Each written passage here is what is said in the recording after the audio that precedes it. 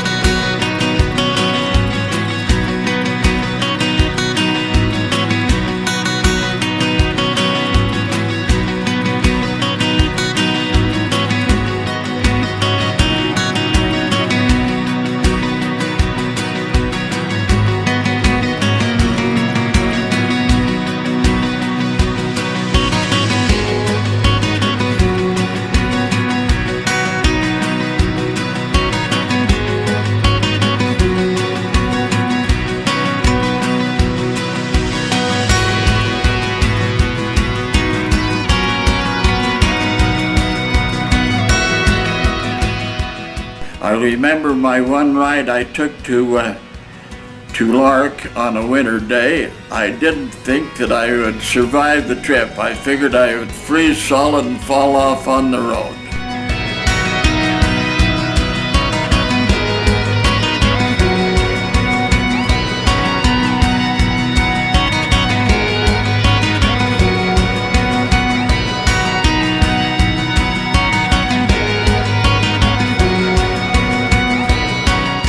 First time I ever went out to Sadler, I drove number 3 fire truck out there. It carried 500 gallons of water. It was a truck that didn't have a cab on it. When I got out there, I was about froze. It was in the afternoon and it was cold. Then that night after we got the fire out, I came home. It was 38 degrees below zero. Nobody would ride home with me. They all came back with the chief in the chief's car. And other cars that were out there, trucks that had cabs on them. When I got out in front of the fire station, it was in Murray at that time, we used to have to go down to Girard service station to gas the trucks up. And I stepped off the side of that truck to go in to get a key to the Girard service station. It was about 2 o'clock in the morning. And I collapsed on the cement. My legs were so cold that they wouldn't hold me up.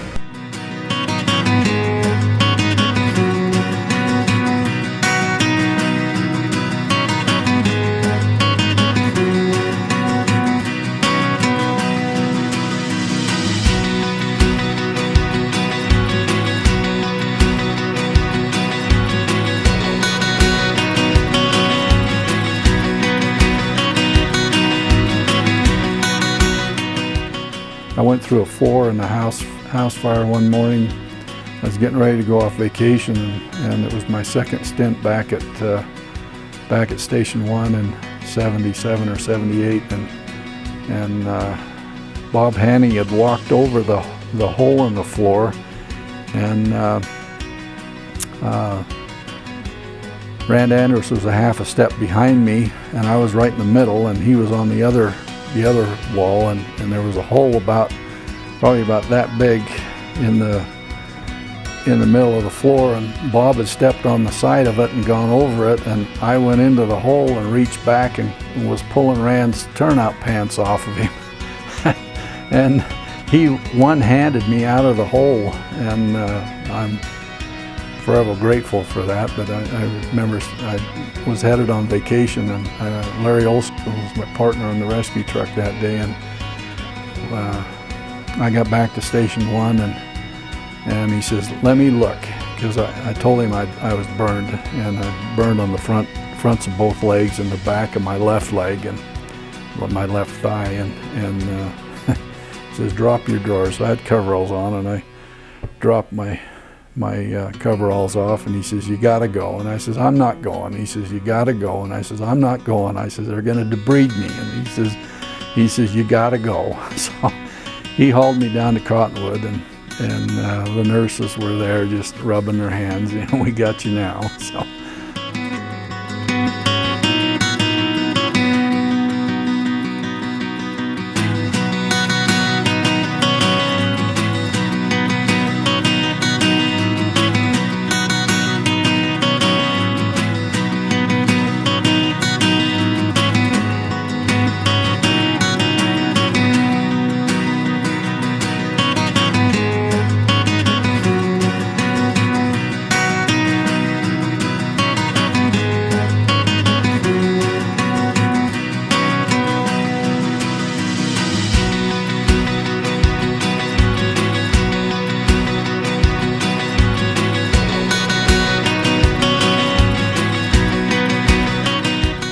Lunchtime down at headquarters, we'd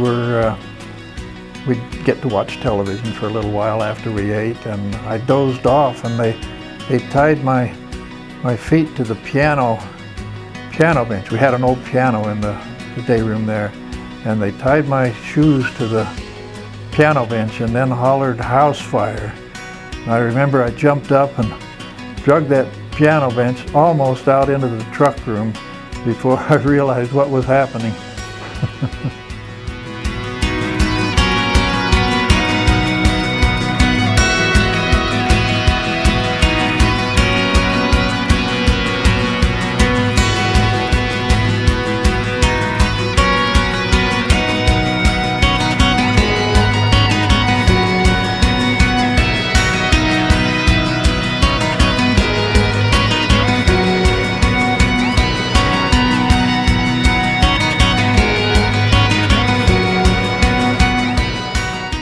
Well, one night they decided that they were going to get me.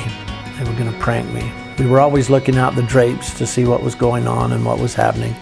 Well, I was sitting in the chair, much like you see right now, and right behind me was a window that was to the outside, and there were drapery across the window.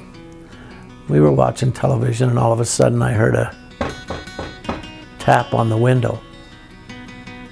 Second story, and I didn't even think about it. So I turned in my chair and pulled open the drapery to the window, and there, up against the window, was the ugliest face that you have ever seen. It looked like a space invader of some kind. Well, I flew out of the chair, and when I come out of the chair, I caught my toe underneath the radiator on the edge of the floor, took a great big chunk out of the top of my boot. I flew across the day room and into the bedroom, and as I looked back into the other room, all I could see was McMillan, Mudrock, or not Mudrock. Mudrock was the one that was in the face, but McMillan, Harris, Johnson, and Henline, and they were literally rolling on the floor where they had watched me fly across that room. And of course, I'm not the smallest guy in the world, so I guess it looked like a rocket ship lifting off and going across the room. But to this day, I still get ribbed about how they were able to prank me and get me and scare me the way that they did. Needless to say, when there was a tap on the window after that, I would never look, or I was always paying attention to what was going on.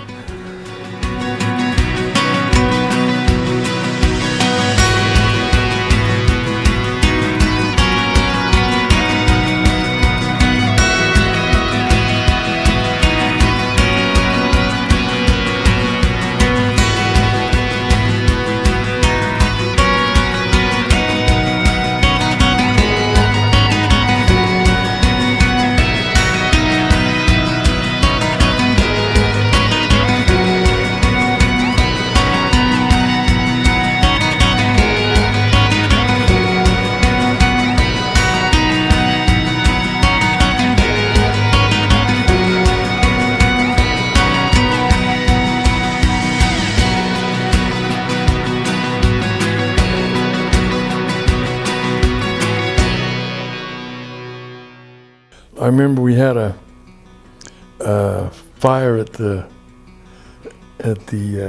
co-op, in Draper. Had a dandy. It was colder than hell, just freezing. And we come out of there from Station 10, and the ladies there in Draper went and got a bunch of hot chocolate, made a bunch of hot chocolate. And I remember standing there with Wes, drinking my hot chocolate, and Wes took his and pulled up these hurry-ups and poured it down in his boot. And asked her for another one and poured it in the other boot. His toes were about frozen clear off. But yeah, we was out there all night long. Boy, it was cold, really cold.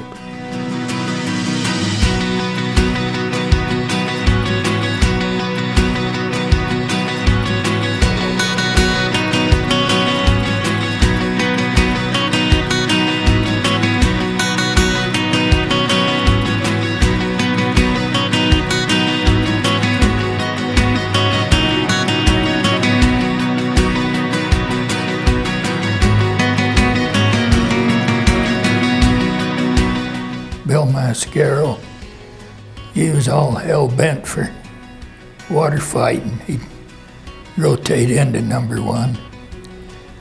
And this one night he come in and he got the hose and he hooked it up to 307 right next to the bunk. And went in and he grabbed it behind him and straightened it out, and he hollered out, "Give me the water." And poor old Danny, in just his shorts, he run right out in the truck room to get away from him. And he didn't have a drop in the hose. He had the filler hose, and there was only about 6-8 feet hose behind him. But talk about a funny sight to see him running around the station and just his BVDs.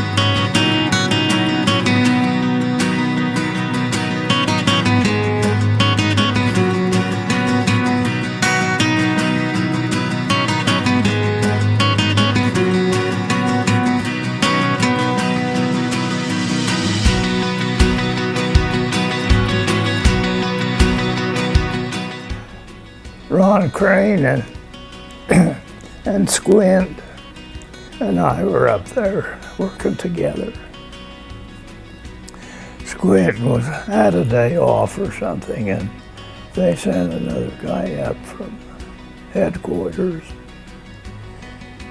And Ron had some cows, and he made a deal with us that he would furnish the meat if we would buy the rest of the food, which was a good deal. Well, when this other kid come up, when we went to eat, he said, "Gee, this is good meat. This is really good meat." And he said it a couple times, and finally I said, "Well, hell, it ought to be, it's horse meat." He said, "Horse meat?" And Ron said, "Yeah, it's horse meat. We get it down at the auction." I said, "What we do is we go down there and find kind of a poor horse and get it, and then they can ride the hell out of it and then have it slaughtered, and that makes that meat really tough and good." And he said, "Gosh, I'd like to get some of that." He said, maybe when I get back to headquarters, I can talk the guys into going in with me and get a horse.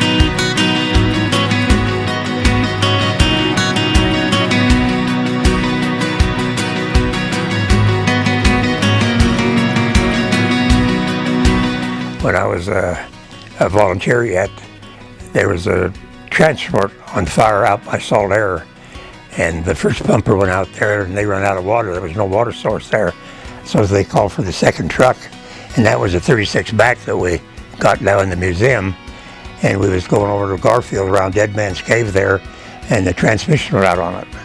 So I stopped the Greyhound bus, and he took me out to where the fire was, and Roy Smith was the captain. He said, "What in the devil are you doing in that bus?" And I says, "I'm going to Elko. See you later." And then I had to explain to him, so they had a truck from Kearns come clear out there by Salt Air to help put out that fire.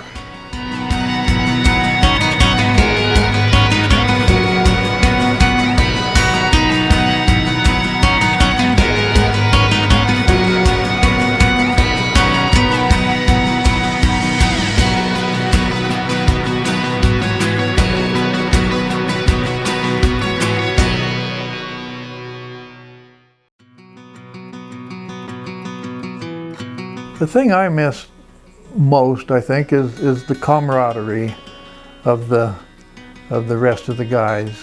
The men. I miss the camaraderie.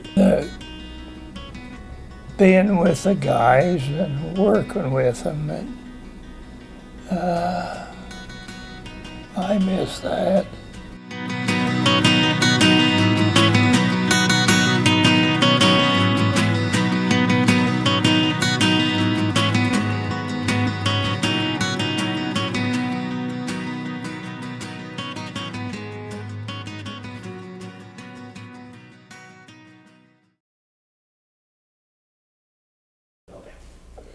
You know, we was talking about that picture of my dad and Bish Gordon. And years ago, they'd run those ambulances out. Well, as soon as an ambulance went out, they'd call 2 people from home to come in and stand by in case they needed another ambulance. You know, like Station 10 and 1, hell, they'd have 3 ambulances lined up there all the time. You know, and that's what we did. We just load and go. But back then, what they did is those guys used to like to go to Frankie's and Johnny's down in Murray on 48 South and drink beer. So what they'd do is after they'd get ambulance would come back, they'd tell the dispatcher, "Now if my wife calls, tell them I'm out on another ambulance call." They'd say, "Okay," you know. And so what they did is they'd tell him, you know, the wife would call, and they'd say, "Well, he's out on the other ambulance." So one day they get a call, and it's Bish Gordon's wife. She says, "Is Bish there?" Dispatcher says, "No, he's out on an ambulance call." She says, "You lying son of a bitch, he's out front painting the fence." So she knew what they were doing. That kind of ended that. And I thought that was funny.